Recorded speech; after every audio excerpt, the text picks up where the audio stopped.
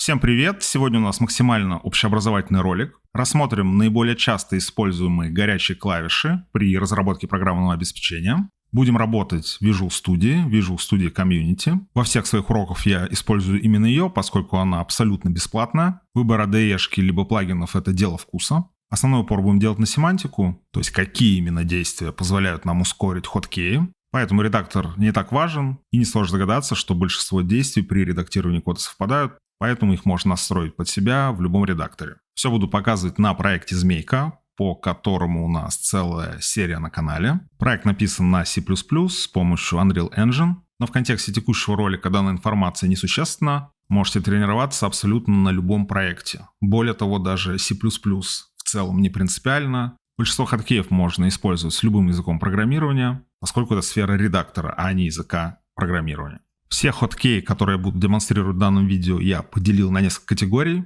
Первое и, пожалуй, самое главное — это навигация по проекту, то есть нахождение нужных функций, попадание в нужные файлы, поиск символов и тому подобное. В среднем программисты чаще читают код, чем пишут его, поэтому быстрая навигация, как что найти, это крайне важно.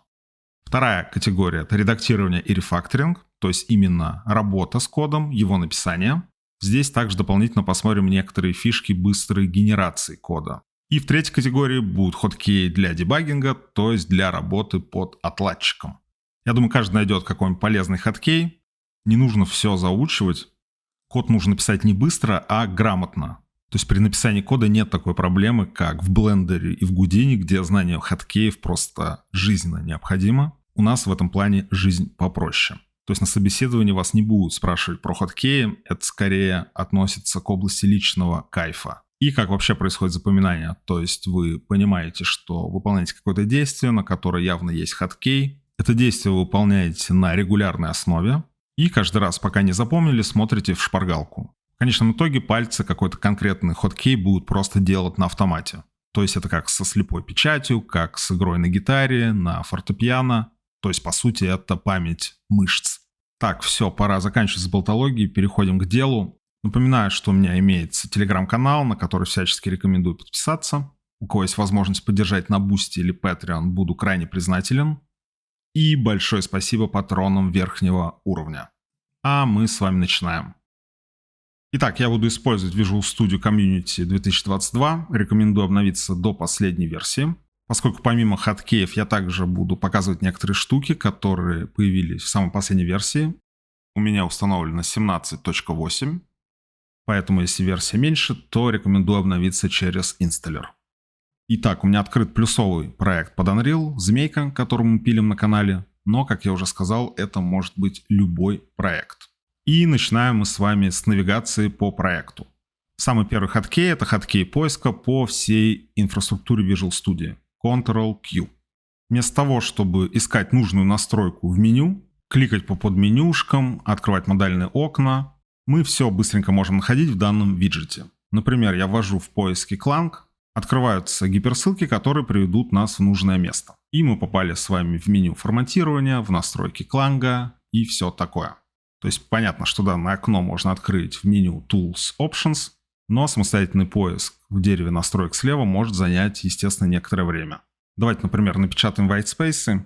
Visual Studio отображает пробелы точками, как у меня сейчас, либо стрелочками табуляции. Выбираем найденное меню Show Whitespace in Editor, самое первое. И давайте, например, их отключим. В секции Display имеется чекбокс View Whitespace. И после этого точки пропали. Также имеется хоткей Ctrl-R, Ctrl-W, который показывает либо скрывает whitespace. Давайте еще одну настройку найдем. Ввожу line. У меня номера строк включены, соответственно, в менюхе они либо включаются, либо выключаются. Гиперссылка имеет заголовок Turn Line Numbers On or Off. И прямо по центру чекбокс Line Numbers. Выключаю, номера пропали. Я всегда работаю с включенными номерами, так удобнее. Поэтому давайте верну назад. Включаю. У нас видео про горячие клавиши, про хоткеи. Поэтому давайте посмотрим, какие у них имеются настройки. Ввожу в поиске Shortcut. Находятся две ссылки, причем самая нижняя — это чистая гиперссылка, которая ведет на страницу документации Microsoft.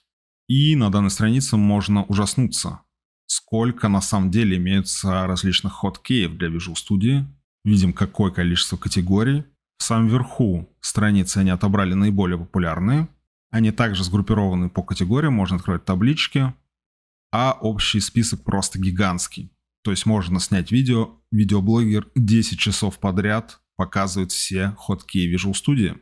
А в самом верху имеется PDF-ка, которую можно распечатать. Здесь находятся самые важные хоткеи по мнению разработчиков или маркетологов Visual Studio. Так, возвращаемся в Visual Studio. Кстати, в левом нижнем углу на панельке с информацией Visual Studio показывает, какая комбинация клавиш только что была нажата. Давайте еще раз откроем наше меню. Ctrl-Q звучит практически как в Kintzaza. И откроем первую ссылку, которая приведет нас в настройки хоткеев. В списке находятся все доступные экшены, на которые можно назначить хоткей. Поиск работает, можно все отфильтровать, например, формат. Нажимаем на Edit, формат, документ. И внизу видим, какой шорткат назначен на данное действие. Плюс в поле инпута Press Shortcut Keys можно ввести свой собственный. А наверху можно накатить хоткей из других ADE или плагинов. Я использую стандартные комбинации, поскольку я так привык. Вы можете назначить свои собственные, но смотрите аккуратно, поскольку экшенов реально много и могут быть коллизии, то есть совпадения, которые придется ручками фиксить. Так, теперь переходим ближе к коду. Пожалуй, самая важная клавиша при навигации по коду — это F12. То есть выбираем нужный нам символ, нажимаем F12 и проваливаемся в объявление типа, в объявление функции, в определение функции. То есть благодаря F12 мы с вами путешествуем по всем символам нашего проекта. И когда мы слишком глубоко провалились в самую Valhalla, то возникает вопрос, как же нам с вами попасть назад. Для этого существует хоткей Ctrl-. Либо можно снова вперед, для этого существует горячая клавиша Ctrl-Shift-. Либо можно вернуться в самую начальную точку, с которой мы с вами начали навигацию. Для этого можно воспользоваться хоткеем Ctrl-Shift-Backspace. Следующий крайне удобный хоткей, он, кстати, специфичен для C++, поскольку в плюсах имеется заголовочный H-файл и также CPP-файл единица трансляции. Они тесно связаны, поэтому удобно между ними переключаться с помощью хоткея Ctrl-K, Ctrl-O. Помимо F12 имеется Alt F12. Фича называется Peak Definition. Если мы находимся в CPP-файле, то будет открыт такой мини-портал декларации. А если мы находимся в заголовочном файле, то будет открыто определение функции. Также, кстати, напоминаю, это не относится к хоткеям, относится к лейауту. То есть можно, например, заголовочный файл открыть параллельно, просто перетащив вкладку в нужную область центрального меню. Иногда такой режим редактирования крайне полезен. Следующий хоткей поиска, его многие должны знать, он на самом деле стандартный во многих редакторах, не только написание кода, Ctrl-F. Открывается справа менюха, можно искать по текущему документу, по всему солюшену, можно зафиксировать регистр, искать целое слово.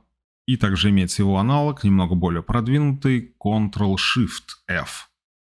Практически то же самое, здесь еще дополнительно имеются регулярки для поиска. И аналогичные комбинации Ctrl-H. Он используется, если необходимо заменить какой-нибудь текст, либо Ctrl-Shift-H. Он, кстати, открывает то же самое меню. Видим, что замена и поиск просто находятся на разных вкладках. Теперь давайте посмотрим свежую новую фичу Visual Studio. Она называется Sticky Scroll. И ее хорошо показать на каком-нибудь методе движка Unreal Engine. С помощью F12 проваливаю статическую функцию функциональной библиотеки Niagara. И в Unreal на самом деле очень много длинных методов. Как мы знаем, длинные методы — это красный флаг, то есть это код smell. Так, только перед Sticky View давайте парочку других хоткеев посмотрим. Например, мы запомнили некое место в нашей программе, к которому хотим вернуться. Именно поэтому, кстати, я предпочитаю отображать номера строк. Я остановился на строке 253, потом поскакал вверх и хочу быстро вернуться. Для этого нажимаю Ctrl-G, открывается окно Go to Line, ввожу номер строки и моментально попадаю на данную строчку. достаточно простой и удобный хоткей. Кстати, имена хоткеев в Visual Studio также не рандомно выбираются. Например, Ctrl-G — это, собственно, означает Ctrl-Go. То есть, на самом деле, над мнемоническими правилами при назначении дефолтных хоткеев разработчики поработали. Понятно, что если точек интереса много, то лучше использовать закладки. Вверху, кстати, менюха удобная. При наведении показывается также хоткей. Добавление закладки — это Ctrl-K, Ctrl-K. Добавлю закладки в некоторые места. И после этого можно возвращаться в места, которые добавлены в закладке. Для этого существует хоткей Ctrl-K, Ctrl-P, либо Ctrl-K, Ctrl-N. То есть вперед, либо назад. И, кстати, здесь также N означает Next, а P — Previous. И при необходимости все закладки можно удалить. Ctrl-K, Ctrl-L. Всплывает модальное окно, нажимаем Yes. А теперь давайте смотреть новую фишку Sticky Scroll. Нажимаю хоткей Ctrl-Q и в поиск ввожу стики. Переводится как липкий, собственно, стикеры образовались от данного слова. И находим категорию, которая называется Sticky Scroll. Выбираем чекбокс Group the Current Scopes. Можно ввести максимальное количество строк. Давайте увеличим до 10. Нажимаю ОК. И давайте посмотрим, что будет происходить при скролле какого-нибудь большого метода. Sticky Scroll прикрепляет в панель сверху имена функций, условные операторы, циклы, скоупы, классы. То есть это некий стэк линий, мы понимаем вложенность, где мы находимся, и более того, Sticky Scroll интерактивный, то есть можно кликать на линии и возвращаться к коду выше. Я, возможно, кстати, в следующих код-ревью буду использовать данный Sticky Scroll, видим, какая адская вложенность. Такие елочки сильно усложняют чтение, то есть мы здесь читаем не сверху вниз, а по диагонали. То есть это даже не блюпринты, где мы с вами в основном читаем по горизонтали. Поэтому, кто хочет, может использовать. Я пока что данную фичу отключу. Так, давайте вернемся в начало, откуда мы начали. Ctrl-Shift-Backspace. Далее. Следующая фича относится к области поиска. Переместимся в какой-нибудь класс. Я перешел в класс модельной игры. Наводим на любую функцию, например, на grid. Если мы воспользуемся поиском Ctrl-Shift-F, то будет найден весь текст, который содержит в себе grid. Мы же можем произвести поиск конкретного символа. Для этого необходимо нажать Shift F12. Открывается вспомогательное окошко. И происходит поиск по всему проекту мест, где вызывается конкретно данная функция, а не просто поиск текста. И в списке можно понажимать на ссылочки и поперемещаться в те места программы, где у нас вызывается метод grid. Еще один вариант поиска имеется Ctrl-T. Можно искать по файлам, по типам, по членам класса. Находится, кстати, в том же виджете, что и фича Switch, просто другая вкладка. Далее очень удобно фокусировать Solution Explorer, например, если вы случайно его закрыли. Понятно, что данное окно можно открыть через Windows, но имеется хоткей Ctrl-Alt-L. Поскольку это один из главных виджетов в кодовом редакторе, данный хоткей может быть полезен. Также можно сфокусировать определенный файл в Solution Explorer. Например, мы с вами находимся сейчас в GameMode. И с помощью хоткея Ctrl, квадратная скобочка, Ctrl-S, Solution Explorer сфокусируется на текущем файле. В контексте Unreal это, кстати, очень полезно, если мы провалимся в какой-то внутренний тип. И чтобы не искать нужный нам модуль, мы можем просто воспользоваться данным хоткеем, и данный файл подсветится в Solution Explorer. Колесико мыши с зажатым Ctrl изменяют зум. Тоже очень полезная штука, особенно при записи видеоуроков. Следующий навигационный хоткей Ctrl-Tab, по сути аналог виндовского Alt-Tab. С помощью стрелочек можем выбрать интересующий нас файл или какой-нибудь открытый виджет Visual Studio. Так, с навигацией закончили. Данных хоткеев вполне достаточно для комфортного перемещения по проекту. А сейчас переходим с вами к редактированию кода. Итак, самый важный хоткей в программировании — это, конечно же, Ctrl-C, Ctrl-V, который является основной причиной так называемых ошибок копипаста. Ctrl-Z отмена действия, Ctrl-Y повтор действия. Это все стандартный хоткей, который относится, в принципе, к любому текстовому редактору. Ctrl-A выделяет весь текст в текущем файле. Также имеется кольцевой буфер, то есть мы можем с вами скопировать 1, скопировать 2, скопировать 3, скопировать 4. После этого переходим в какую-нибудь точку программы и нажимаем комбинацию Ctrl-Shift-V. После этого откроется буфер обмена и можно вставить любую интересующую нас строчку. То есть не обязательно бегать по разным частям кода, копировать, вставлять. Можно все записать в буфер и потом все добавить из буфера за один подход. Следующий хоткей крайне полезный, я его часто использую. Копирование строчки Ctrl-D. То есть не нужно выделять всю строчку, копировать, вставлять. Нажимаем просто Ctrl-D и строчка дублируется. Либо новый метод можно быстро создать. Данный хоткей имеется также во многих текстовых редакторах. Далее, удаление строчки с копированием Ctrl-X. Строчку удалили, в буфер записали. После этого нажимаем Ctrl-V, строчку вставляем. Либо Ctrl-Shift-L. Удаляем строчку, но без копирования в буфер обмена. В текущем буфере старая строка. Далее бывает полезно подвинуть какую-нибудь строчку. Для этого существует комбинация Alt нижняя стрелочка, Alt верхняя стрелочка.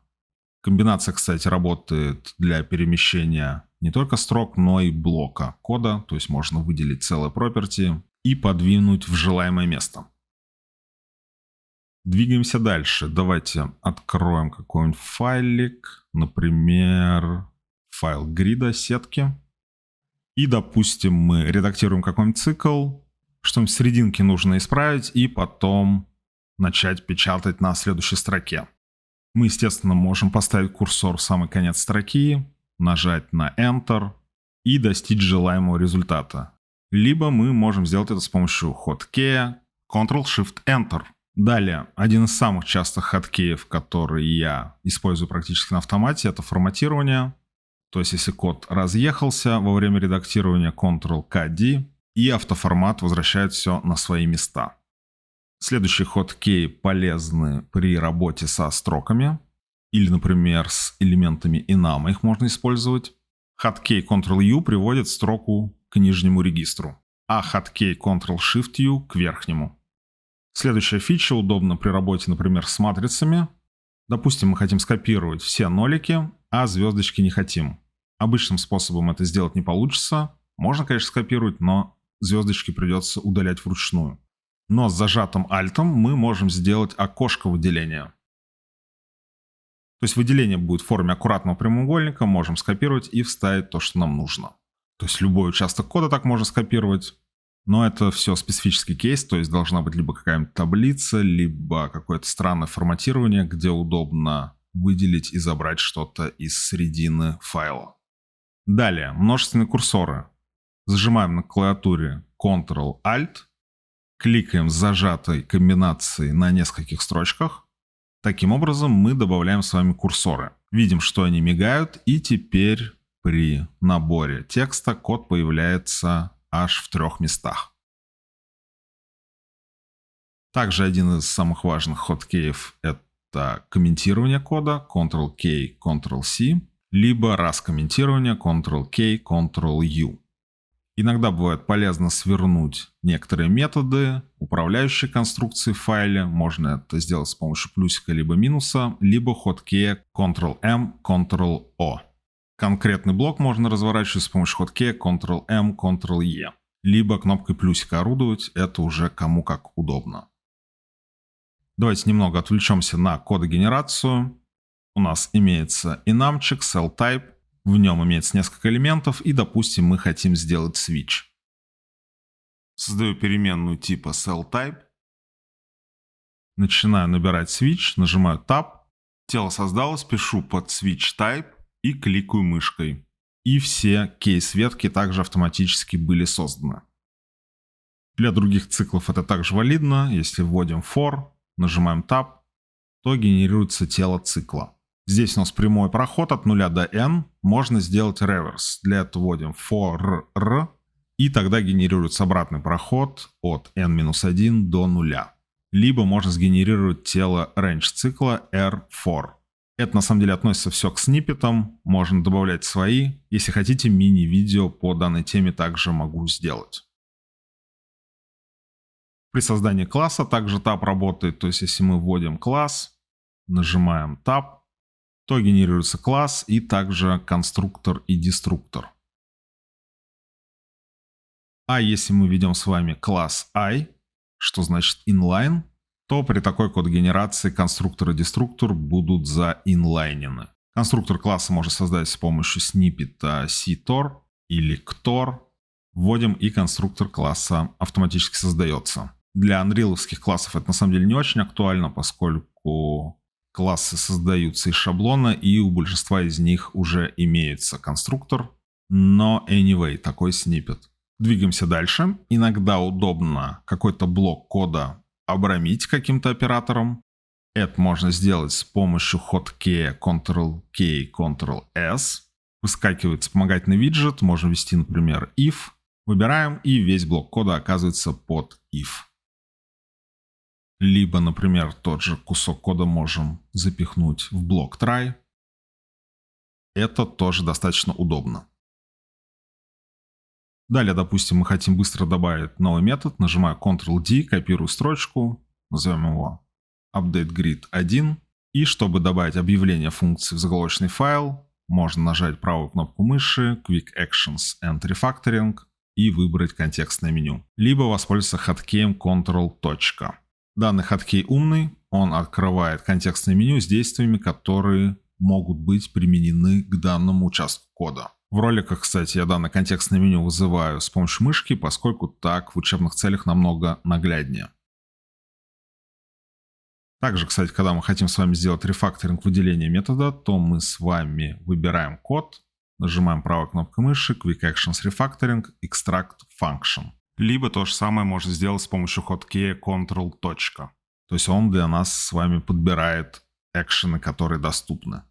Для данного действия, кстати, имеется отдельный хоткей, который называется Ctrl-R, Ctrl-M, и он сразу выведет диалоговое окно создания метода. То есть R – Refactoring, M – Member Function. Либо, если мы хотим переименовать конкретный символ, то нажимаем Ctrl-R, Ctrl-R, и в диалоговом окне вводим новое название символа. То есть это правильное переименование функций, переменной, константы, класса и тому подобное. Так, давайте переходить к хоткеям, которые полезны при дебагинге. Как можно сбилдить проект без его запуска? В Solution Explorer кликаем на проекте, правой кнопкой мыши и в меню выбираем Build. Но можно просто нажать Ctrl-B. Если, кстати, закрыли Output Log, чтобы не идти в меню Window, можно воспользоваться комбинацией Ctrl-Alt-O. Чтобы запустить проект под дебаггером, можно нажать на кнопку Play в верхней панели Visual Studio. Это вполне нормально, я также на всех видеох это делаю, но можно просто нажать F5. Так, все скомпилировалось, открылся Unreal-овский эдитор, и мы с вами находимся под дебаггером Visual Studio. Также мы можем скомпилироваться и запуститься без аттача к дебаггеру. Хоткей для этого Ctrl-F5. Все скомпилировалось, эдитор запустился, но, как мы видим, дебаггер не запущен. И это тоже не беда, его можно приаттачить вручную. Нажимаем Ctrl-Alt-P. Открывается вспомогательное окно Attach to Process, вводим в поиске Unreal и выбираем в списке Unreal Editor. После нажатия на Attach дебаггер подключился к нашему инстансу эдитора. Закрываю эдитор, и также сейчас увидим, что дебаггер также остановится. Остановку, кстати, также можно сделать с помощью хоткея Ctrl-Break. Далее давайте поработаем с брейкпоинтами. Откроем класс Game и поставим несколько брейкпоинтов в нашем коде, функция update. Брейкпоинт можно поставить кликом, это весьма удобно, кликнув на панели слева. Либо таким же образом его убрать. Альтернатива – нажать на клавиатуре F9. Поставил несколько брейкпоинтов, и давайте еще один поставим функции Generate Food. В данной функции генерируются координаты для еды змейки. Нажимаю F5.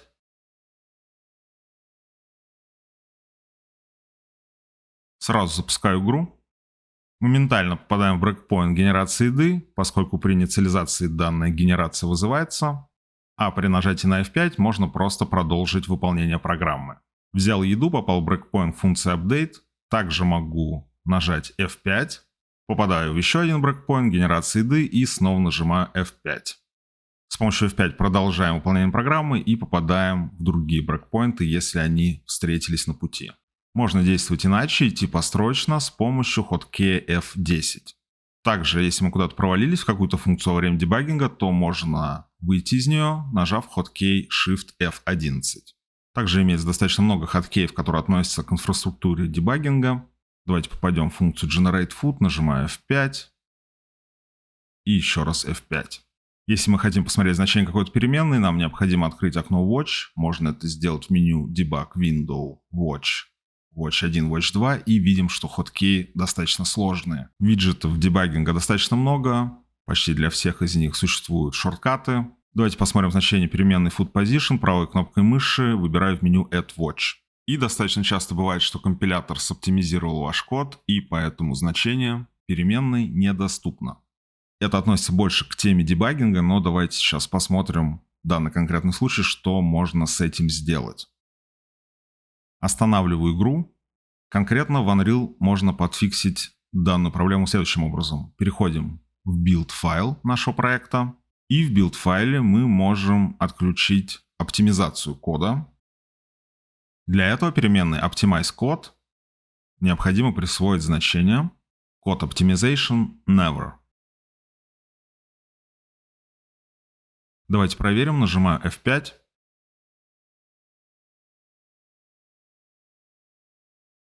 Запускаю проект, и теперь в окне Watch мы с вами можем видеть значение переменной Food Position, которая является структурой.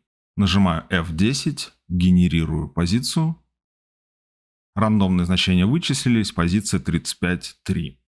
Иногда глобально выключать оптимизацию всего проекта в Unreal не хочется. Плюс это может занять определенное время, если проект большой, поскольку мы изменяем build файл. И альтернатива этому есть. Мы можем с вами убрать оптимизацию определенного куска кода. Делается это с помощью препроцессорной директивы, которая называется Pragma Optimize. Ссылочку на документацию оставлю. Можно копировать сниппет с Pragma Optimize, вставить в наш код. И фишка в том, что неоптимизированный код будет находиться между данными двумя директивами. Первая называется Pragma Optimize Off, а другая Pragma Optimize On. И поэтому функцию Generate Food мы можем разместить между данными двумя директивами. Но глобально можно и весь класс разместить под данными директивами. То есть, если вы дебажите несколько классов, можете добавить в них Pragma Optimize. Запускаю игру. Нажимаю F5. Инициализация нулями и далее генерирую рандомную позицию. Нажимаю еще раз F5 и новая позиция 3011. То есть с помощью Pragma Optimize мы достигли абсолютно такого же результата, как и с помощью флага в build файле. И на самом деле в Unreal задефайнены отдельные макросы для Pragma Optimize. Если зайти в документацию Visual Studio Tips and Tricks, то можно увидеть, как называются данные маркеры. Давайте выполним поиск по коду движка. Кликаю на любой найденной записи, нажимаю F12. И мы с вами видим, что документация Unreal просрочена, поскольку данный макрос был запрещен, то есть deprecated. Написано в сообщении, что необходимо использовать макрос UI, Disable Optimization. Имеется даже макрос для shipping билдов, Disable Optimization Ship. Поэтому нашу Pragma Optimize можем заменить на данный макрос. То есть мы выключаем оптимизацию, а второй макрос называется UI Enable Optimization. Копирую его. Можно также нажать F12 на Optimization Ship, F12 на Optimization Actual, и видим, что данный макрос дефайнится абсолютно так же. В зависимости от компилятора может отличаться. Все препроцессорные if-дефы на совести Unreal. Подставил второй макрос, который включает оптимизацию. Запускаемся. Нажимаю Play. И значение переменной отображается в панели Watch. Все как нам нужно. На самом деле при старте дебаггера Visual Studio добавляет кнопки, которые относятся к дебаггингу в верхнее меню, и при наведении на них можно подсмотреть хоткей. Кстати, в объявление символа можно помимо F12 попадать также с зажатым Ctrl, кликнув на символ. Он становится гиперссылкой. Навигацию можно осуществлять и таким образом. И нажимаю Ctrl-Shift-Backspace, попадаю в самое начало. По большому счету это все. Ссылочки, естественно, будут в описании. Также в вики я добавил табличку со всеми хоткеями, которые мы с вами рассматривали в данном видео. Можете пользоваться как шпаргалкой. Кстати, забыл. Давайте покажу, как открыть консоль Visual Studio. Нажимаем Ctrl-Тильду. После этого открывается PowerShell консоль. Ее можно поменять на самом деле на обычный Command Prompt. И также использовать в процессе разработки. Например, посмотреть путь до MS-билда.